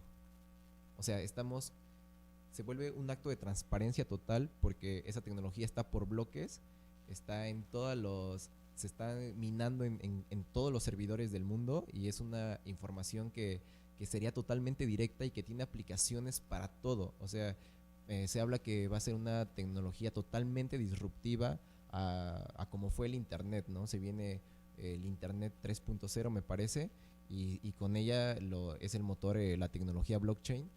Una de las aplicaciones de esa tecnología podría ser en políticas públicas, justamente. ¿Para qué? Para tener una democracia directa. Los candidatos en este caso, o las representaciones, pondrían sus propuestas, y tú con tus impuestos decidirías a qué propuesta apoyar. Por ejemplo, tú pues vas a decir, no, yo apoyo al medio ambiente, esta es mi propuesta, bla, bla, bla, bla. Yo apoyo a que pavimentemos las calles, yo, bla, bla. Ahí están todas las propuestas, ¿no? Y el ciudadano, por esta tecnología blockchain, que es incorruptible, o sea, literalmente, por eso te digo, es una tecnología brutal porque es bajar la confianza. O sea, la confianza ahorita está en transparencia, en cuanta Está corrupción, en Hoy discurso, la en todo, confianza pero está en no discurso. está materializada. Y ahí es materializar realmente la confianza, ¿no? Y en ese sentido, sí, ya para mí es una solución que ya se está aplicando en varios países, y que no hay limitación para no aplicarla acá, pero volvemos a lo mismo, termina siendo populismo, terminamos Exacto. dando pan y circo, y hay soluciones concretas que no estamos aplicando, y que preferimos seguir en ese populismo, y bueno, con esa tecnología blockchain pues se resolvería esas situaciones. Eso también, y también bueno, el ingreso universal básico, que también me parecería a mí una alternativa y una solución, o sea, que resolvería justamente la mentalidad de escasez. Hay varios estudios, por ejemplo en Alaska, que ya tienen en Australia también tienen un ingreso universal básico. ¿De dónde viene? De lo que nos pertenece a nosotros, que son los recursos naturales. Todo lo que esté fabricado y hecho con recursos naturales, el petróleo, el agua, etcétera, etcétera, etcétera, que es la mayoría de cosas, tiene un impuesto que se va a una cuenta universal del país y se distribuye uniformemente entre todos los miembros. La propuesta de Ricardo Anaya. Bueno, creo que sí. Era una de sus propuestas. Que también hay una diferencia entre un ingreso universal básico y otro. Hay diferencias, la verdad no estoy una totalmente... renta básica universal. No sé cuál sea la diferencia, pero he escuchado ambos términos. Exactamente. Pero la propuesta de él era esa, y tampoco que fue la... bastante criticada, por cierto. Tampoco la he leído a fondo, pero justamente lo respalda eso, ¿no? Que en los países donde se ha puesto a prueba ese tipo de iniciativas, el índice laboral ha incrementado justo por eso, porque la mentalidad de escasez ya no es vigente en ese contexto, y tú, al tener cubiertas tus necesidades básicas, pues comienzas a desarrollar tu ser y a realizar y a tomar mejores decisiones y más inteligentes. Y nos gusta trabajar también, porque en filosofía también lo plantea, ¿no? El trabajo como motor del ser humano es verse reflejado en el fruto de tu trabajo. O sea, necesitamos vernos reflejados en el fruto de nuestro trabajo, o te terminas alienando. ¿Qué no nos hace vernos reflejados en el fruto de nuestro trabajo? Estar haciendo, como tú dices, actos repetitivos, ¿no? Como estar en una tabla de Excel, terminas alienándote de esa satisfacción, ¿no? Entonces, pues con el ingreso universal básico, con la tecnología blockchain, te permite dar un progreso pues ya evidente en varios países, o sea, ya con resultados comprobados, ¿no? No quiere decir que copiemos exactamente tal cual los modelos, porque también sería un error. O sea, México tiene su propio contexto, sus propias debilidades, sus propias oportunidades, etcétera, pero sí es como lo dije, una estrella de Belén para donde podríamos ir caminando, ¿no? Y me sorprende que todas las propuestas que yo escucho, que todos los debates, que todo lo que me informo, nunca mencionan soluciones así de concretas, y vuelvo a lo mismo, terminamos cayendo en populismo. Yo creo que sí hay que ser un poco cautelosos con ese tipo de propuestas. Por ejemplo, la participación ciudadana y lo que tú mencionabas del blockchain, sin duda esa es una medida que podría ayudar. El problema es cuando creemos que una medida por sí sola va a solucionar el problema, porque entonces a veces con la medida que creemos que es la panacea y que lo va a solucionar, estamos cayendo otra vez en el populismo de izquierda o de derecha. Claro. El punto es el mismo. Yo creo que tienen que ser varias las medidas. Siempre en una política pública tiene que tener una medida a corto plazo y una medida a largo plazo. Vamos a poner un ejemplo. El tema de los refugiados ahorita que está sucediendo en Ucrania, porque es el más urgente. ¿Qué es lo primero que tengo que hacer? Bueno, ahorita hay un flujo de millones de ucranianos que están viajando a Polonia, a Rumania o al país que sea. ¿Qué tengo que hacer? Atenderlos automáticamente. ¿Cómo los atiendo? Bueno, los recibo, les ofrezco un trabajo temporal, les ofrezco una vivienda temporal, y de esa manera resuelvo el problema al instante. ¿Por qué? Porque están llegando. ¿Por eso resuelve el problema de por qué se están saliendo? No estoy solucionando de ninguna manera el problema de la salida, y van a seguir llegando más y voy a tener que seguir conteniendo. Con esta solución solo estoy conteniendo. ¿Qué tengo que hacer? A corto plazo los estoy recibiendo, pero a largo plazo, ¿cómo soluciono el problema de raíz? El mismo problema que hay aquí en América Latina. ¿Cómo soluciono los migrantes que vienen de Centroamérica? Estados Unidos ha destinado millones de dólares a ayuda de esos países, y sin embargo el problema sigue ahí. Es que le decían a Estados Unidos, el problema es que ahí en esos países no hay condiciones. Bueno, dale dinero a esos países y implementa programas para que entonces dejen de venir. Un muro no va a ser la solución. Sí. ¿Cuál es la solución? Una solución de raíz. Entonces yo creo que a veces eso es lo que se nos olvida cuando hablamos de políticas públicas de ese tipo, que tiene que haber algo a corto plazo. ¿Cómo lo soluciono ahorita que urge, que está en caliente solucionarlo? Y por otro lado, a largo plazo, ¿qué es lo que puedo hacer? Esa, por ejemplo, que tú mencionabas del blockchain, me parece una excelente propuesta que puede ser implementada y que puede ayudar en cierta mediana medida. Claro. Sí. Pero por otro lado tenemos un tema que tiene que ver con una sociedad que no está acostumbrada a participar, con una sociedad que no está incluida en la toma de decisiones, que hay que hacer fomentar una cultura más participativa. Lo mismo, por ejemplo, con el ingreso universal.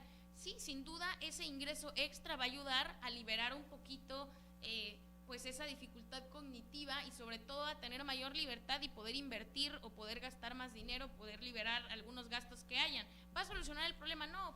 Sería muy vago pensar que eso nos va a solucionar el problema, pero si va acompañado de otras medidas, entonces sí tal vez pueda solucionar el problema. Yo pienso realmente que la manera en que va a cambiar nuestra sociedad a veces no tiene que ver con esas soluciones que suenan un poquito muy novedosas o que suenan muy costosas.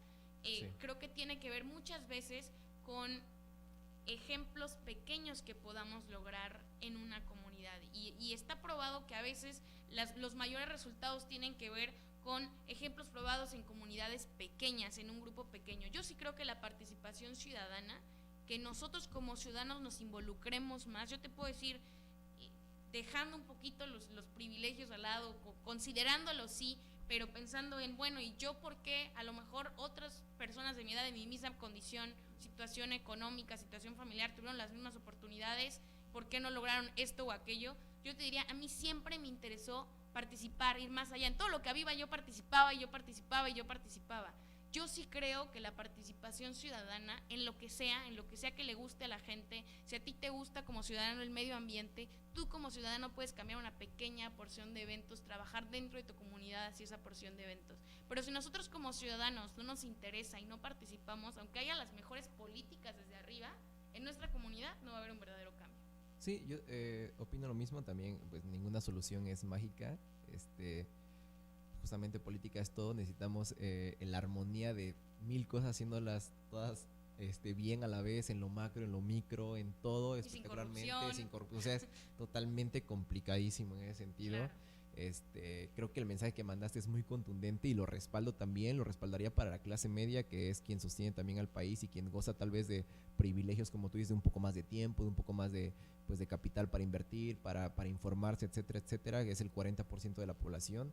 Para ellos sí reforzaría ese mensaje de compromiso, de participación, de disposición, de preparación, etcétera, etcétera. Me parece genial. También me gustaría que nos definieras ideología. ¿Qué es ideología para ti? Para después trasladarnos a qué es una ideología política. Ideología es una forma de pensamiento, una teoría, es algo que no está comprobado, sino una teoría que existe para poder explicar cierto fenómeno, cierta conducta. Y en ese sentido, de las cosas que más complicadas me ha costado es de situarte en el famoso plano cartesiano para identificar tu ideología política. No tengo entendido que es izquierda, derecha y es liberal y conservador, algo así, ¿no? ¿Nos podrías explicar esa parte y a lo mejor si te gustas usar como ejemplo dónde está situada tu ideología política? ¿Cómo está ubicado? Bueno, siempre tenemos las radicales, la derecha radical y la izquierda radical, la derecha siempre conservadora y la izquierda siempre ha sido la liberal, pero ha cambiado muchos los conceptos a través de los tiempos. Los conservadores, pues originalmente quienes eran quienes defendían la monarquía, quienes defendían a los reyes, y los liberales son aquellos que siempre han querido o siempre han estado en contra o han querido derrocar al gobierno. Incluso te podría decir, los de derecha son los que van por el capitalismo y los de izquierda son los que en algún momento fueron por el comunismo. Yo creo que es muy difícil poder clasificarlos. Incluso hablar de una ideología política hoy es sumamente complicado. Que alguien sea de izquierda, ¿qué es ser de izquierda hoy en día? ¿Qué es ser de derecha hoy en día? Yo creo, incluso si hablamos de, por ejemplo, izquierda en América Latina e izquierda en Europa, son cosas completamente distintas. Mientras aquí en América Latina tenemos los populistas de izquierda, en Europa tienen los populistas de la derecha. Entonces, es un tema complicado. Yo creo que hoy hablar de ideología política, además de ser complicado, es nulo. Realmente es muy difícil poder entenderlo. Yo diría en términos generales, así es como ha sido en general la izquierda liberal, la derecha conservadora, que tiene que ver mucho con las políticas que tú decías respecto de cómo me sitúo y que está el plano cartesiano. Incluso hay unos tests que te hacen preguntas, ¿no? Sí. Como de tú estás a favor del liberalismo, tú estás a favor y te pueden ubicar. En términos estrictos eso sería, pero yo creo que no tiene de hecho ninguna utilidad práctica. Exactamente, es a donde quería llegar, que incluso se convierte inútil, ¿no? Porque incluso, como tú dices, es muy complicado situarse en un mapa concreto y he visto yo misma personas te diría, no sé si soy de izquierda o de derecha. Hay personas que están también bastante preparadas y se han equivocado también, ¿no? En que, oye, estás a favor del individualismo, o sea, tu prioridad es lo individual o lo colectivo. Claro. Terminan confundiendo también esa parte y eso que tienen un bagaje de conocimiento mayor, ¿no? Pero, y es una eterna pelea, también lo quería mencionar, porque es una eterna pelea, o sea, los debates, los pseudo debates, las conversaciones, claro. Ves los comentarios en redes sociales y todos peleándose como, es que tú eres de izquierda, es que tú eres conservador, bla, bla, y termina siendo, también desde mi percepción, completamente inútil y completamente un maquillaje, porque tomando como ejemplo a Estados Unidos, ¿no? O sea, no importa si eres demócrata o conservador, da igual, ¿no? O sea, los valores de fondo de cada uno son los mismos, o sea, son pro capitalismo, o sea, el sistema no cambia, o sea, la esencia del sistema es lo mismo los dos partidos, simplemente es una máscara también a lo mejor ahí pues para dividir un poco a la sociedad o para traer debates del pasado que ya no están vigentes, ¿no? Deberíamos de retomar muchos autores, tanto de izquierda como de derecha, tanto liberales como conservadores, a mi consideración, por lo muy nulo que casi he leído, prácticamente no he leído nada, pero Marx o claro, son más vigentes. Quien se quiera ir a la izquierda radical se puede ir hacia Marx, por ejemplo, ¿no? Pero, o sea, pero aún así es un pensamiento que es difícil de explicar, pero sobre todo que en la práctica no funciona así. En la práctica no hay una derecha, no hay una izquierda. Incluso el capitalismo que tenemos hoy en día es un capitalismo que ha adoptado pues muchas ideologías de izquierda que ha tenido que adaptar porque se ha dado cuenta que no puede ser completamente derecha. Lo que pasa en Estados Unidos, ¿no? Entra un presidente democrático que tendría que ser de izquierda y es el país más capitalista del mundo, pero tiene ciertas medidas que son las migajas del capitalismo, que son las que están a favor de esos grupos vulnerables. Y lo mismo, incluso podríamos hablar de China, ¿no? ¿Te parece a ti que China sea comunista? O sea, hay un país que sea comunista, pues no funciona así. Incluso Cuba, ¿no? Y es Cuba, que podría ser aquel país que es comunista o que es el único país o el único estandarte que hay, pues es un sistema ya también muy mezclado. Y es muy reduccionista, ¿no? Es muy reduccionista solamente tipificarlo como tal y darle características que ni siquiera eres consciente de ellas, ni siquiera estás lo suficientemente informado. Creo que una de esas soluciones es justo espacios conversacionales donde resignifiquemos ese tipo de conceptos, donde podamos rescatar Marx y los liberales y todo. Hay muchas cosas que rescatar, o sea, Rawls, de las dos podemos hablar también de él. De las dos partes deberíamos de rescatar esos y hacerlos contingentes a la época que estamos viviendo, adaptarlos a nuestras circunstancias, debate, a ¿no? nuestro contexto. Rawls y Nozick, uno hablando acerca Nozick de los libertarios y Rawls hablando acerca del comunismo y de las sociedades igualitarias. Creo que ha habido muchos ideólogos que han hablado acerca de ese tema, pero a mí me gusta mucho una definición de un filósofo que se llama Carlos Montaner, y él dice que el problema es que nos han vendido la izquierda como algo atractivo. Por ejemplo, hoy que está tan de moda echarle al neoliberalismo en este país, pues ¿quién va a querer defender al neoliberalismo en este país, no? Claro. Todos estamos, la izquierda siempre ha sido más bondadosa, porque la izquierda siempre habla a favor de los más vulnerables. La izquierda supuestamente siempre busca integrar a aquellos grupos que han estado históricamente pues retraídos. Pero nos dice Carlos Montano una frase que a mí me gusta mucho, dice, pues nos han hecho creer que es más patriótico y más heroico ser de izquierda, ¿no? Yo defiendo a todos, yo busco la igualdad. ¿Quién no quiere eso? En cambio, dice él, la derecha es más cauta y la derecha siempre dice, ¿cómo lo vas a hacer? ¿Qué aplicación real tiene? Y él dice, a veces para mí los izquierdistas son un poco más ideólogos y los derechistas son los que hacen las cosas. Es decir, los de izquierda suenan muy bien, pero en la práctica no se puede llevar a cabo. Y creo que ese fue el gran problema del cual podemos hablar del comunismo, ¿no? En teoría sonaba excelente, incluso hay autores que dicen es que el comunismo, como lo planteó Marx, nunca existió, porque no fue posible llevarlo a cabo. Entonces, yo creo que son debates que muchas veces quedan ahí, arriba, como entre los ideólogos, pero que no pueden ser aterrizados. Y bueno, en ese sentido también es de mucha utilidad un debate porque tomando en cuenta lo de la definición de ideología, pues es necesario dejar de hablar desde nuestras creencias, de nuestra ideología y comenzar a hablar con datos, ¿no? O sea, con datos que nos den mayor certeza, que muchos datos que ahorita no los tengo, pero podrían tumbar muchas afirmaciones del comunismo, de izquierda, de muchas cosas que las tenemos ahí como estigmas, como creencias, que ya no son útiles de nada y seguimos empecinados en una ideología que a mi consideración es eso, la ideología es el cáncer de esta sociedad, ¿no? Menos ideología y más datos, y para allá también otra herramienta que viene mucho pues en cuestión de tecnología, pues es la Big Data, los datos de estar tomando ya decisiones con datos, ¿no? La economía planeada, todo ese tipo de cuestiones que ya nos vamos guiando más por datos que por suposiciones, que por creencias. Creo que también es una alternativa o algo que podría sumar de forma positiva al progreso de estos temas. A mí lo que me encanta del debate es eso, que el debate te confronta con dos ideas. Otro autor que me gusta mucho, que se llama Arthur Schopenhauer, él tiene un libro que dice El arte de tener la razón. Y entonces en este libro él habla de cómo a veces personas que no tienen la razón ganan o se presentan como el aparente ganador de una discusión simplemente porque hicieron creer que eran los que sabían más. Y entonces dice, los muchos tienen muchas opiniones. Sí. A la gente le gusta tener opiniones, pero no le gusta tener las razones para tener esas opiniones. Entonces todos tenemos una opinión acerca del aborto, por ejemplo. ¿Cómo no vas a tener una opinión? O estás a favor o estás en contra, pero la gente quiere que les digas cuál es tu opinión acerca del aborto. Porque, quién sabe, a mí me dijeron que tenía que estar a favor o a mí me dijeron que tenía que estar en contra, ¿no?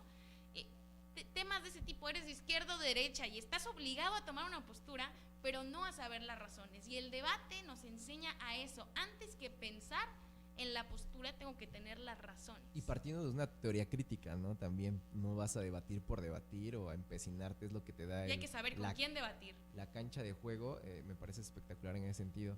Y bueno, para ir ya cerrando esta conversación, pues todo esto va canalizado al proyecto que estás encabezando, que justamente es eso, promover la participación de jóvenes en la política. ¿Nos podrías platicar un poco respecto a eso?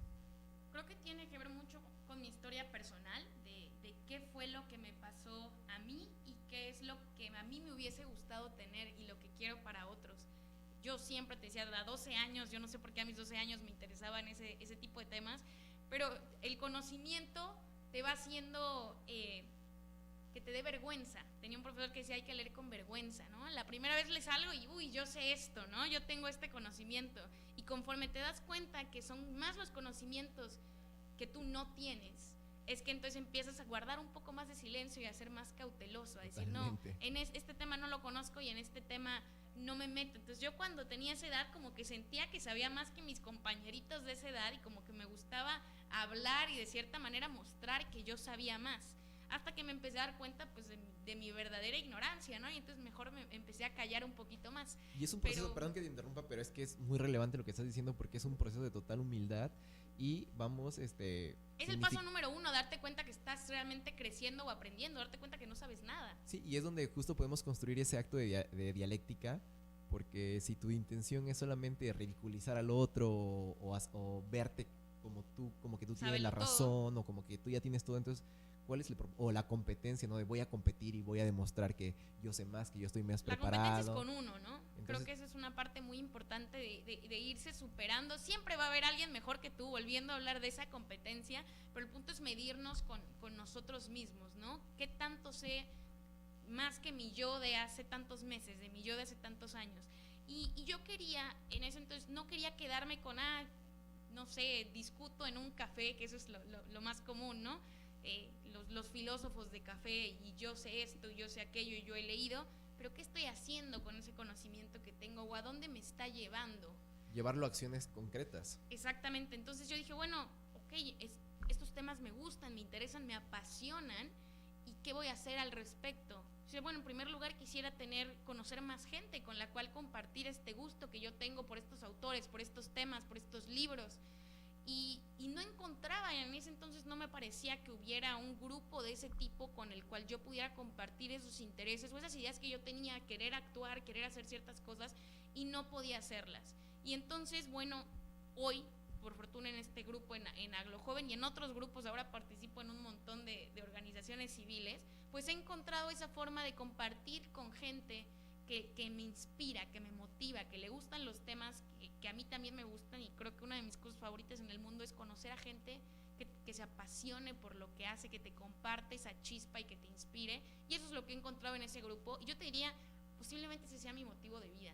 Mi motivo de vida posiblemente sea que la gente participe más, que como ciudadanos nos involucremos más en lo que sea que te guste, ¿no? Si te gusta la gimnasia, pues adelante, practica la gimnasia, pero yo creo, y volviendo al tema de la educación, que lo mejor que podemos hacer con un niño es decirle, inténtalo todo, ¿no? Practica todo, deportes, arte, lectura, y lo que te guste, hazlo y ten la oportunidad. Incluso viendo ahorita las Olimpiadas, por ejemplo, a Donovan Carrillo, yo decía, ¿cuántos niños de la edad que sea, de 8, de 9 años, mexicanos viviendo en la ciudad pequeña, en el pueblito que sean, no podrían ser los mejores patinadores del mundo, pero no tienen la oportunidad de serlo, ¿no? ¿Cuántos niños podrían ser los mejores oradores del mundo, pero no tienen la oportunidad de serlo porque no les estamos dando la oportunidad? Y eso fue algo que a mí me encantó cuando estuve en Estados Unidos y en Canadá, que había un club para todo, o sea, había un club de debate, un club de modelo de Naciones Unidas, tenía una compañera que le gustaba todo el tema de medicina, y había un club de cáncer, había un club de fútbol, había un club incluso de la asociación gay, de todo. El punto es que hay un grupo o un espacio para ti. Yo creo que si algo necesitamos los seres humanos es un grupo donde nos podamos sentir identificados. Claro, es lo que te mencionaba al principio, ¿no? Como democratizar el acceso a la oportunidad. El resultado ya dependerá de muchas circunstancias, pero democratizar el acceso a esas oportunidades. También hay en un premio Nobel en su discurso mencionaba que a él no le sorprendía la inteligencia de Einstein. Lo que le entristecía era cuántos jóvenes que pudieron ser más inteligentes o igual de inteligentes que Einstein ni siquiera tuvieron la oportunidad de tocar una calculadora. Exacto. Entonces, eso es la esencia. Empatizo con eso. Creo que también es la esencia del movimiento que estás generando y por eso es muy plausible. Tenía yo muchas ganas de conversar contigo porque se te nota a leguas lo preparada que estás, y sobre todo que sigues manteniendo humildad, lo cual considero muy importante para seguir conversando con cualquier tipo de persona, porque cualquier tipo de persona te aporta. Porque Exacto. algo que a mí me da miedo es encerrarme en una cámara de eco donde ya solamente, como tú dices, te dedicas a conversar de cosas muy top desde tus privilegios en un cafecito y te encierras en esa cámara de eco y te empiezas a rodear de amigos que todos ya se le empiezan a creer que saben todo. Exacto. Se le empiezan a creer que ya están viviendo el sueño, que ya van a tomar las decisiones ellos, cuando se encerraron en una cámara de eco solamente a repetir sus pensamientos.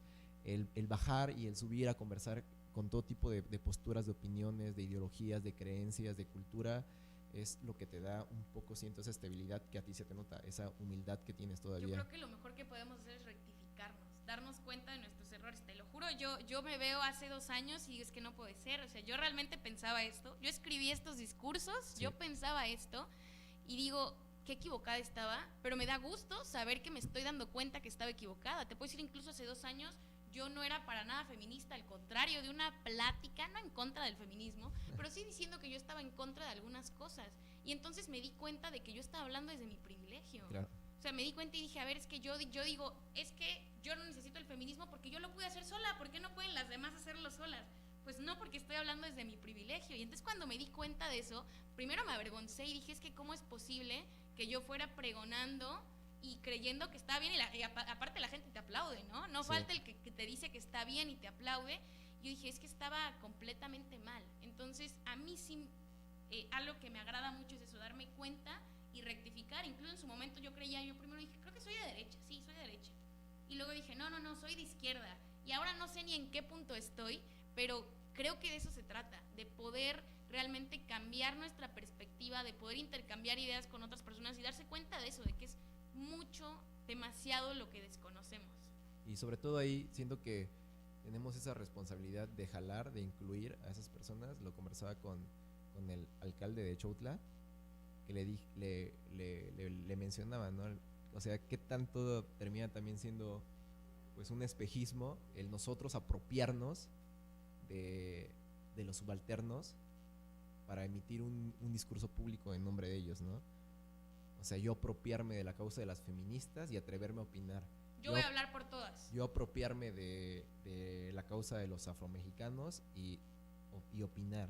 Yo apropiarme de la causa de la comunidad LGTBT y opinar, ¿no? Entonces, o sea, ¿cuál es el objetivo de eso? De otra vez desde nuestro privilegio, no dándoles a ellos la voz, o sea, arrebatándoles la voz y nosotros tomando decisiones, apropiándonos de ese discurso y opinando desde nuestro privilegio como si fuéramos, como si estuviéramos en las mismas circunstancias que ellos, ¿no? Justo Entonces, por eso creo que es importante la participación ciudadana, para que ellos hablen por sí mismos y no Totalmente. seamos nosotros los que hablemos por ellos. Sí, justo con eso quería concluir que eso veo en esencia del movimiento, esa necesidad ferviente de realmente ponerlos ahí a esas personas para que ellos comiencen a tomar decisiones.